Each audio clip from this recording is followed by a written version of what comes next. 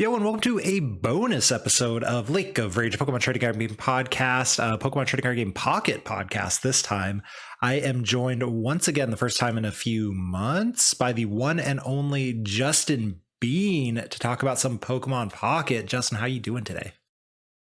Hello, I'm doing great. I am excited to have you on again. You're just someone I always want to get on whenever I can, and we've both been playing some Pocket, and we've been experiencing the game a little bit differently, which is why I also think this is going to be a good one. I have been purely free to play so far, and I will fully disclose TPCI sent me a gift card for the Play Store to buy some stuff, and I used the wrong Google account. If you follow me on Twitter, you know this. So I can't purchase anything. So I am free to play. I was partially because I was like, oh, I want to experience it to talk about it on the podcast today. And I'm even more free to play because Google won't let me buy anything. So full disclosure, I did get money from TPCI and I will eventually use it when we'll talk about that on the podcast. But currently I've spent nothing. Justin, you immediately jumped into it and said, I love this game. I wailed a little bit. I finished the Pokédex, got them. What? The card. Oh my god, bro! I didn't realize it was that intense. Excuse me. So yeah, so this is part of the card availability discussion. I'm sure we'll get into. Just like I'm sitting here like crafting random hollow rares like Omastar and Vaporeon that I have I'm not interested in playing. I just wanted the Mew card. I think we should go ahead and start there, the card availability, because I think that's the number 1, 2, and 3 on everyone's mind who has downloaded the app. So you have 3 sets essentially, even though it's only one set. And that is the Charizard, Mewtwo, and Pikachu. They're all different cards, all that good stuff. So you have to open all of them to get the cards you need. And then I've learned this after I tweeted saltily about how I'm not enjoying my free-to-play experience. You get pack points every time you open a pack, and you can use that to craft cards. I think it's really important because people are already like, I want to craft my cards, and whether it's a good system or not, I guess is a whole different discussion, but they do have a crafting system in the game. There is one. You have to open 100 packs before you can craft a single EX. It's 500 points. But you get 5 points per pack opening? It's 5 points per pack opening, yeah. Oh, I haven't opened as many packs as I thought. I had over 100 points, and I was like, oh, I've opened over 100 packs. Oh, great. No, you've opened like 20, man. It's a free-to-play life. A little sadder now. But how was your experience with the card availability? Because I've opened apparently 30 to 40 packs at most, and you've opened, let's say, more than that. I'll let you disclose anything you want to or not, but I don't know. What are you experiencing? That's funny. I sat there and opened cards. Like, I was opening because like I wanted to play all the meta decks people are building, like the Mewtwo, Gardevoir, Pikachu, Charizard, and they gave me something I could complete, like finish the Pokédex. So that tickled my collection.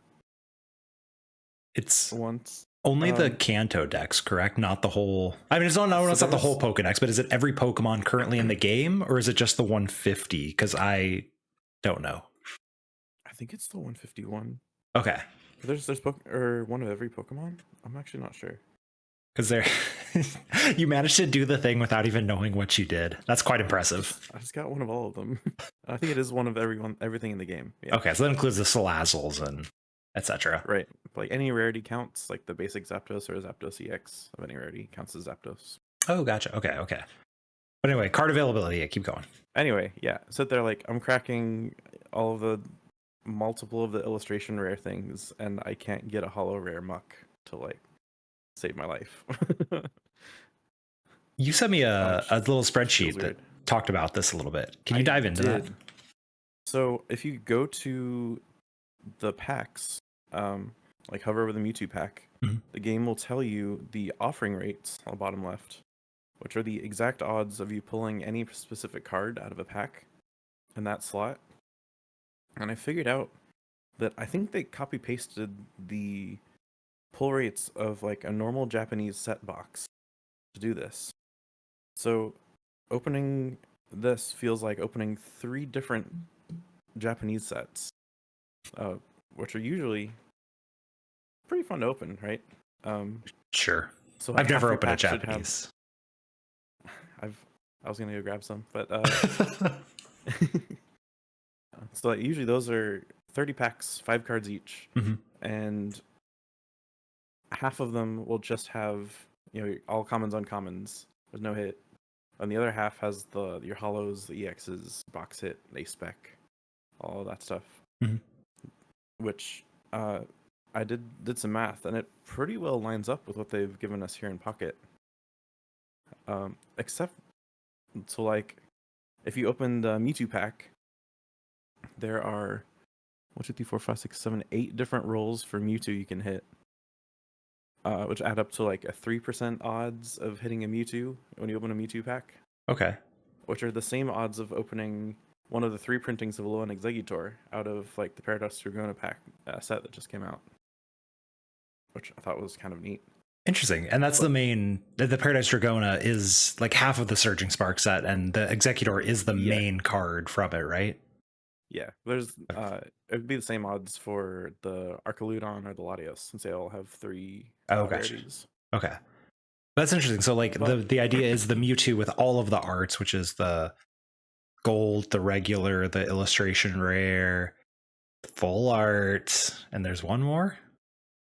You say the gold one? Yeah, I said gold. Like 4 different ones. Yeah. Okay, but all of those are like essentially the same as the cover art. That's interesting, actually, right? Because I assume then the Pikachu and Charizard end up being the same. Of their cover art is the same as the cover art card, quote unquote, of the real life Japanese sets. Yeah. Interesting. But then if you're chasing like the hollow Gouting Fire out of the Japanese set, you're like almost twice as likely to pull one of those than one of the hollow rares in the Pocket set, which I think is kind of a miss, but it makes you feel like you're getting luckier hitting better cards than just a hollow. I get that, right? Think that makes sense, and I will fully admit that I feel that opening my Marowaks feels better than opening. I can't even remember the last holo rare I got, because for the most part, who cares? That's not true. I play holo rares in some of my decks. Yeah. There's like Weezing, Arbok. I just want to say, like, the app is designed very, very well to separate you from your money if you let it. Oh my gosh! Wait, do you play with the sound on still? I couldn't figure out how to turn it on because I have my iPhone on mute, which apparently mutes like this game audio, but like no other audio on the phone. Wait, have you heard at all what the pack opening sound like and all that stuff? I have, yeah. Okay, I think that is the number one thing that, and I've heard other people say this. My goodness, it really designed in a lab to like sell you on it. Like, I'm opening up a real pack. I'm about to get so lucky here. So I know what I'm about to say is a travesty, and if you yell at me in your car or your headphones right now, I fully get it. I hate opening packs of cards. And I think because there's no bulk to sort, that does help. But I will, with the sound, I do enjoy the ripping over the top is also more fun than actual opening of a pack of cards. The sound makes everything really exciting. The do when you can open a pack for free. Yep. Oh gosh, I turned my sound off so that I can't spend money anyway. I'm still trying to figure this out. If anyone can figure out how I can spend money on my Google account that doesn't let me spend money, please let me know. I have money from Pokemon I really want to spend on these cards. You have to start a new account, man. It's not worth it. I think you're stuck. It's not worth it. I have an illustration rare Gyarados. I can't go back. Oh no. Anyway, so getting the cards, my experience of my 30 or 40 packs has been the same, I guess, but different, right? When you're opening so few packs, I haven't been able to get decks. And there is like why don't you just play something that's not like, optimal? That includes that. It's like, okay, well, what if I have one Pikachu and one Zapdos EX and then bad single prize lightning stuff, right? For my lightning deck, it's okay. But then you run into the actual meta decks and you're like, this isn't even a fun experience. So getting these cards is a bit rough. And a lot of people are like, just be patient. And I think my biggest complaint is being patient in the world of video gaming right now is why would I bother? Why Right. do I want to spend? Why don't you just open every 12 hours, open the app, get a pack, and 3 weeks later, you will have a meta deck not of your choice. And I think Yeah. that is the worst advice many of you gave me on Twitter. That's not true. These are not people following me. The people following me Right. were very reasonable. The randos who found me because of the hashtag PTCG Pocket. Yeah, Again, the people who can stay free to play on these gacha games, you have superhuman willpower, and more power to you.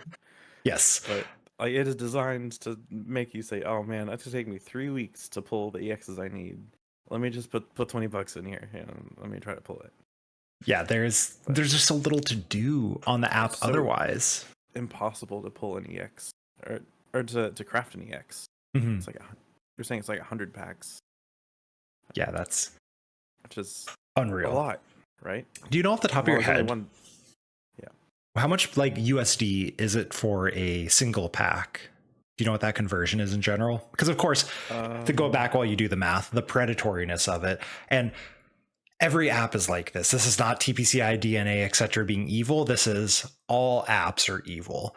But they're like, okay, you have to buy the gold, and the gold conversion is not random, but it may as well be completely random because you need to buy different ones and etc. But then the gold, you're going to use X number of gold that has an unknown conversion to real US dollars to actually buy the packs of cards, and it really doesn't let you know what this money thing is, like what the 1-to-1 is. My pack going to be $3, $5, $1, etc. It's like 5 or 6 gold per pack. Okay, and then Right, because it's like 60 to open a 10 pack, so it'll be 6 gold per pack. okay, that makes sense. I can do math. Yeah. Good job. Very proud of you. It's only my day job. Okay, so we're looking at what, 6 gold a pack. Gold. Gold is, what is it, 60 for $10? Did I make that number up for one of the packs? It's all that like pay for some gold and you get some bonus stacked on. And Yeah, and there's like this is the release deal right like now compared to 120 gold for $20. okay, so it's about $1 per pack. If my very quick math that I spent 0 time $10. I mean, $10 for 2 or $20 for 2 10 pulls. If you just put $20 in, yeah. Okay. So it's $1 per pack for 5 pieces of digital cardboard, which actually I will say I don't think that's bad. And I'm saying this as an adult with a full-time job, of course. Right. So there is Justin, you just long side. I was thinking about how much you spend on IRL packs. Like those are $5, but at least I've got a freaking card to hold in my hand. I'm the wrong person too. Again, I know. When is the last time I bought a pack of Pokemon cards? It was the last time I bought one I opened. I will say somewhere behind me are some like Hidden Fates tins back when that was still findable. That's the last time I think I bought Pokemon cards, was when Hidden Fates was still findable in the stores. But that is true, right? Like I'm currently sitting here as we go, and any YouTube folks can see I'm shuffling my pretty full art deck, right? It's interesting looking at the cards. How do you feel? Like, because I'm looking at, say, my full art Artisan, and I'm like, this card is gorgeous, right? There's a little, not Tepig, oh my gosh, Lechonk in there. Like, this is great. The cards on here, they do a really good job of trying to make them look like extra visually appealing. How are you feeling when you look at, because you have some of the nicer ones. I just have regular EXs. Yeah, they're cool. The immersive cards are like such a neat experience. They've got custom music and animation. It's like you can see the Charizard and all the other Pokemon battling in it.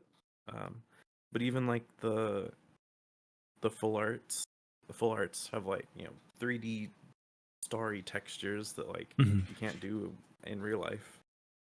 So it's cool. They went to the extra mile to like make the cool cards cool, and hired. I like that there's new art. Like they hired a lot of very popular artists. There's Kamiya cards, there's Igawa cards, and it's cool to have them. Ooh, let's look at the card art too. That's a good I have nothing to say on the immersive cards because Yeah. I've yet to pull one, but I really like the card arts, and this is a thing. Uncommon Energy is another Pokemon podcast. If you don't know, it talked about this a little bit. The people complaining about why are some of these arts specific to digital. I get it. I really want this Gyarados art IRL, but I do think it's really cool that they're giving us these different ones, and I think it really is important to make this game feel a little more special. Like I just opened up my app, right? This Caterpie is great. If I had this Caterpie IRL, it would be sitting in an ETB for whatever set it came in bulk. I pull it once and say that looks cool and put it away. I like that they are giving us this art and it's new. So it is just something else that's different than the Caterpies that are sitting in my bulk right now, not being looked at, right? But Right. what do you think about some of these arts? I think they're great. I collect all the illustration rares, so was moving some stuff to a new binder, so I had a stack them on my desk here. But there's great. Big fan of Akira Agawa. Got the Alakazam. There's like a super rare Machamp that I have not pulled. There's a gorgeous Magikarp that is. I don't actually know art stuff, so art folks yell at me in the comment section or on Twitter, but it looks like a nice like a colored pencil drawing. Like the way that the shading and the coloring is just makes it look like someone with a lot of skill drew this on a piece of paper. And I feel like that's something that we don't see a lot of in Pokemon card art, and I'm a huge fan of like this specific card. This is currently my showcase card, by the way. If anyone has added me or seen me across, I have my Magikarp inside of it. I think it's a really good card. Obviously, it was going to be, my IGN's Mellow Magikarp. It's not going to change from anything else, but I'm a big fan of this card. I think it is a gorgeous card, and yeah, I really like the art. And then I like the regular half arts are all like classic Pokemon arts. Like it's all art you recognize, like the Farfetch arts from like Brilliant Stars. I remember him. I'm looking Gyarados right now from, like, at Tropical Soul Silver. The Slowpoke Slowbro, right? And you're a fellow old folk. You've been around for these art. Do you remember the Wizard of the Coast Slowpoke Slowbro? Oh, I know them. The Game Boy game. Oh my gosh, Bean, I'm disappointed. This feels like playing. No, this feels like playing the Game Boy game. I know what you're talking about. Ooh, say more about that. We're just all over the place, but like the Power Level video game. Fine. It feels kind of like playing the old the TCG game. Yeah. Just like base set, but like added EXs. I think that's and playing the AI feels like the AI kind of knows what it's doing enough, just like the Game Boy game. Really, it does, yeah. Like I've played against people on the Pokemon trading, the PTCG player, like find a match who do worse moves than the AI on multiple occasions. They do things, and I'm like, that's really bad. Like, what are you doing? And you play against the AI, and I don't know about you, I've lost to the AI on several handfuls of occasions.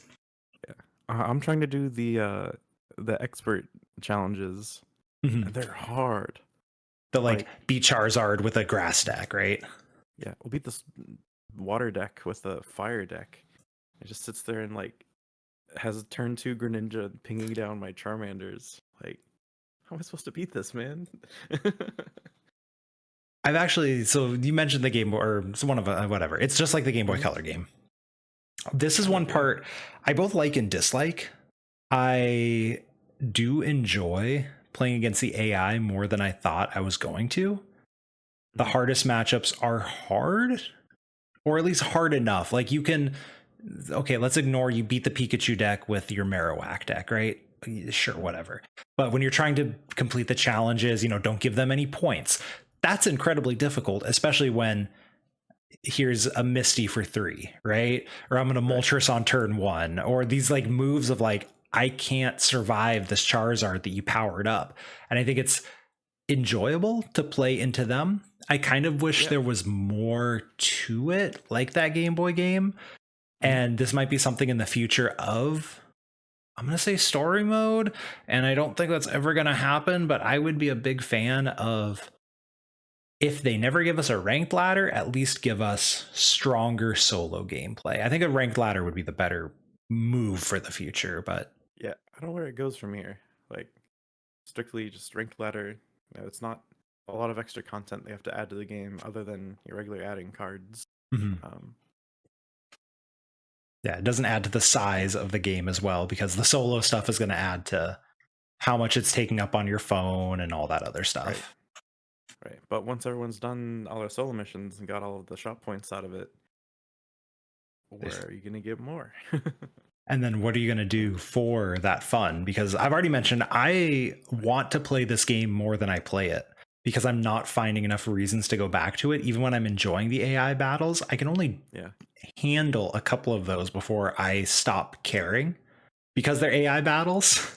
I hate to say that, but that's kind of where I'm at of like, okay, whatever. Like, this was not enough for me. And part of the Game Boy game, Mello, you play that game so much. I did play that game so much. I've beaten that game dozens of times. And part of that is you get so many cards. I can build so many decks and all this other stuff. The card pool felt more open than the current card pool. And that's not a bad thing. I think the card pool is narrow at set 1 as it should be. I don't think there's any card game that should ever give you 1 set, or even 3 sets, I guess, and be like, yes, this meta is flawless and deep and wide. Right. I don't think that's a real thing. The first set of every game that's come out, it's been like a couple of.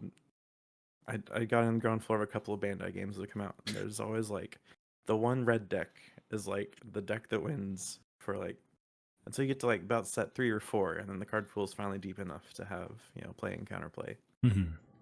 That's kind of where we're at too. For those who don't know, red is usually aggro, right? It's usually something that's going to punch you in the face pretty quickly. That's kind of where the meta feels right now-ish, where like, okay, I'm going to hit my heads on Misties. I'm going to find my Moltres. Pikachu's going to do 90 on turn 2, all these types of things, right? So yeah, it's a lot of it. Good cards are good in Pokemon because, they break the rules of the game, right? Yes. So you're accelerating more energy than you're supposed to. You're drawing cards. You're,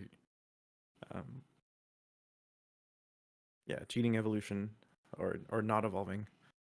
So the big basics with energy acceleration is the meta, and that's kind of what you see. Yeah, that's one of those things too that I'm sure that it will change at some point, but it's just like one of the flaws with the design of the Pokemon trading card game. Basic Pokemon are just inherently better, and the evolutions just have to be that much better, or the basics have to be made that much worse for it to ever not be that way. That Pikachu X is just good because it does not have to evolve. Right. I was gonna say, just blanked. I was watching a friend of the pod, Ursi Day's TCG Pocket tournament this weekend. Yes. So there are a good number of. I'm like looking at the names on this, and it's like, so that she had like 800 interested players and end up with like a 500-person tournament. Wild. Which is crazy. Like, yeah. It's also crazy. Can we talk about how fast the tournament goes? Yeah. Playing tons of rounds with 500 players, and like, it's very nice. Yeah, scrolling through the list and like you see a couple names, but mostly there were a few BGC players. I was watching a few of them, watching Azul. But I think kind of where everyone's landed on it is like you can't take it too seriously because it doesn't let you take it seriously. It does not, which I personally have trouble with, but that's a me problem. And because there's just so much more randomness than like the real trading card game. You're just gonna get mad at it if you try to be super competitive. Can confirm, I've been mad. I went over 6 on my Marowak flips earlier, and I literally just I'm not even gonna say thanks to this person. I'm so upset. Like, it was pure salt. It was classic Mellow Magikarp streaming right there. I hit a ladder opponent playing Psyduck and Golduck and the paralyzed baby Articuno. Let's go. They went first, flipped heads on Misty, and turn 1 going first supporter locked me. So you It's a can red attack card. turn 1 going first. If you flip heads on Misty, yes. Sick. I did not Which know you're not that. supposed to be able to do. Yeah. I feel like that's a bug. I don't think you're supposed to be able to attack, but you can if you flip heads on Misty. That's actually like a really interesting, because it's like maybe not a bug, right? Maybe it was designed and they never really put that much thought into, like, at some point we're going to get a 0 energy attack or something where it's like, yeah, whatever, you can call for family if you can't attach retreat. Like if you start this thing, you can call for family or whatever they're going to do, right? Sure. Yeah. And it's like, oh yeah, you can Misty and Psyduck Yeah. disable Like or Overeager Sableye would be probably a broken card. Definitely a broken card at some point. But like, that's actually okay. That would be incredibly broken. Like I don't want to not even pretend that's yeah. But I do think there's like a lot of room for creativity they have for the card design as well. I've also heard a lot of people of like, how far can they actually go? Like they have to break the game eventually. Sure, I guess technically, but no, they don't. They have a lot of room for what to add. Like, my goodness, Giovanni is a supporter that's plus power. We are so undercrept right now. Like, you could have a defender as a supporter, right? Something like that is going to be perfectly fine. They don't have to add in boss's orders or ultra ball or anything like that at this point. Like, a draw 3 2 years from now would probably be the break the game, right? The payday Meowth. That thing is seeing a lot of success in the Mewtwo deck, and that card is draw a card as an attack just should be unplayable based off what we know, and yet, yeah, it's not, because everything is just so low. Yeah, the idea of power creep at the moment is, ooh, what if I could search out my stage 1s? Yes. Like, what if Timer Ball was a card, right? Like, flip a coin. Right. There's even just a flip a coin, if heads, pick a or get a random evolution, right? Yeah. That would be an incredibly good card, but it would not break the game. It would make the stage 1s better, but if you're playing a stage 2 deck and you're like, sick, I got my Gardevoir, not my Kirlia, like, what do I do now? Do you think, off the initial, here's your way too early prediction, do you think we're going to see a competitive circuit? Do you think we'll ever see this game at Worlds? Or do you think that it is just clearly a grab bag gotcha to go back to that first thing we talked about? It's hard to say. Like, we did have Pokemon at Worlds for a while. Yes. We did get a Unite when that came out. True. We have Pogo. They've got a very robust competitive circuit. They have locals, leagues. They do. That one, Pogo did take some time after PvP dropped to get a competitive circuit, and even then they went regionals before locals, which was weird too. But yeah, I played Pogo PvP when it came out, and it was kind of a buggy mess for a while. Yeah, I see why they took some time to get there. Yeah, but this game definitely has some money and thought put into it. If they ever wanted to, they probably could, but I don't know if they want to. I really want to believe. So I'm going to be the optimist here. I want to believe that they're going to do it. I think the games are currently mid because, like you said, it's set 1. And we're currently on, I'm going to flip some coins and see what happens for everything beyond Pokemon flipping coins. Like, my goodness, Moltres and Misty can be absolutely disgustingly broken, like way beyond anything. Anyway, what were you going to say? Yeah, I think a 200-person side event at NAIC this year would be very fun. That could be very fun. I don't know about a whole competitive event. See, but then I think there's also a lot in the games I've played where I'm playing someone who has a similar power level deck. There's a lot of decisions. There are, yeah. I've been impressed. Like, way more than I was expecting. Yeah, one of the advanced challenges is like beat these decks with bulk deck. So I've made this like Machamp pile that like is just good enough. Yeah, but it's fun. There's just enough choices to keep you interested for a 10-minute play session. It's pretty great.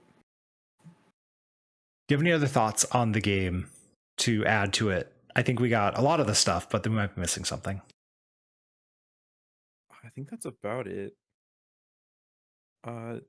Wonder Picks and like. Oh my gosh! Yeah, wait, yeah. We didn't even cover that. I'm not a Crease believer. Okay. That is- I was at first. I went 2 for 2 and was like, this is unbelievable. And then my third pack, I got a holo rare. And then people were suddenly like, no, that is a hit. I was like, okay. And now I'm 0 for 3. And I'm like I've 0 for 5. I've no. some people were saying on Twitter, whether it's true or not, that like if there was a way to manipulate the RNG, it would be very illegal in some countries. Which Yes. I can imagine the EU would have a law like that.